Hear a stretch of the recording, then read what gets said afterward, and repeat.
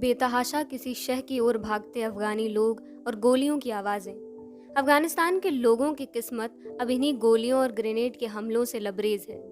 बीते 15 अगस्त को तालिबान ने देश की राजधानी काबुल पर कब्जे के बाद अब अफगान सरकार के साथ हुई जंग में अपनी जीत का ऐलान कर दिया है। राष्ट्रपति अशरफ गनी ने भी देश छोड़कर तजाकिस्तान में शरण ले ली और पीछे छोड़ दिया बिलखता अफगानिस्तान। दुनिया भर में तालिबान इस वक्त चर्चा का केंद्र बना हुआ है। कुछ तालिबान का विरोध कर रहे हैं तो कुछ उसके साथ दोस्ती को भी राजी हैं। इन सब के बीच जिस मुद्दे पर सबसे ज्यादा चिंता जताई जा रही है वह है अफगानी महिलाओं के जीवन की। महिला अधिकारों के लिए काम करने वाली और अफगानिस्तान में चुनाव आयोग की पूर्व सदस्य ज़ारमीना काकर ने समाचार एजेंसी बीबीसी को बताया, इन दिनों मुझसे कोई पूछता है कि मैं कैसी हूँ। इस सवाल पर मेरी आंखों में आंसू आ जाते हैं और मैं कहती हूँ ठीक हूँ, लेकिन असल में हम ठीक नहीं हैं।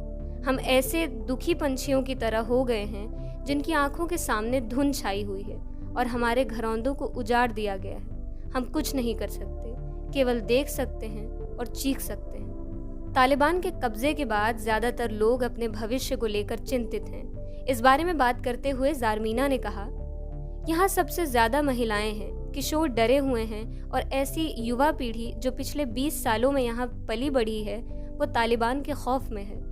काबुल में मौजूद महिलाएं डर के मारे वहां से भाग रही हैं। अफगानिस्तान की महिलाएं तालिबान के शासन के दौरान उन पर होने वाली जातियां और कोड़े मारने की घटनाओं को भूली नहीं हैं।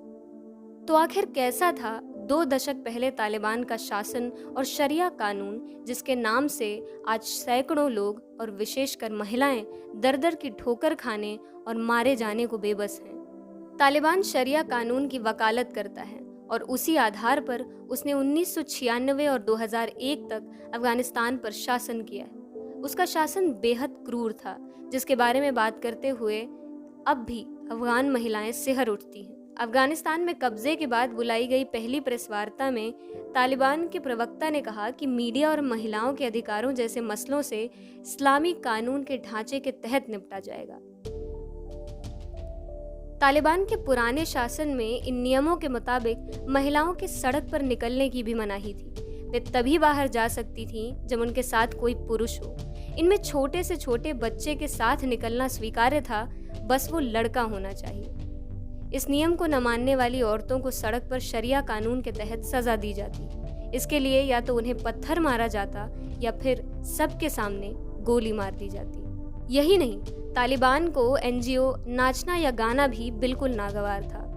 एनजीओ में काम करने की खबर भी मिल जाने पर लोगों का अपहरण कर उन्हें मार देना या फिर उनके शरीर के हिस्से को काटना तालिबान के लिए उन दिनों आम बात थी।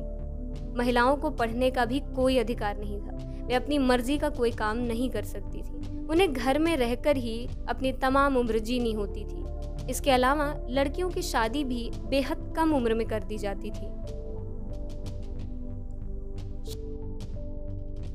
शरिया कानून जिंदगी जीने का रास्ता बताता है और अपेक्षा की जाती है कि सभी मुसलमान इसका पालन करें। शरिया कानून के अंतर्गत अपराधों को 2 तरह की श्रेणी में बांटा गया है।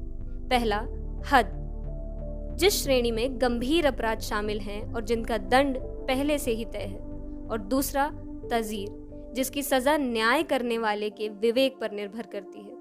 हद श्रेणी के अंतर्गत आने वाले अपराधों में चोरी शामिल है, जिसकी सजा हाथ काट कर दी जाती है, और वे विचार करने पर पत्थर मारकर मौत की सजा मुकर्रर की जाती है।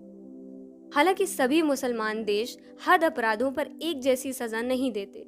कठोर दंड के मामले में मुसलमानों की राय बंटी हुई है। धर्म परिवर्तन करने पर शरिया कानून के मुताबिक मौत की सजा दी जाती है।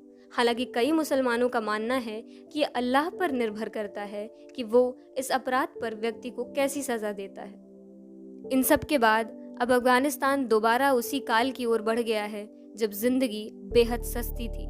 औरतों का अस्तित्व पूरी तरह धुंधला नजर आ रहा है। 2 तरह की विचारधाराओं और ताकतों के बीच अफगानिस्तान की जनता किसी जीत की मुहर सी हो गई है, जिसका अस्तित्व केवल किसी अन्य की जय पर आधारित है।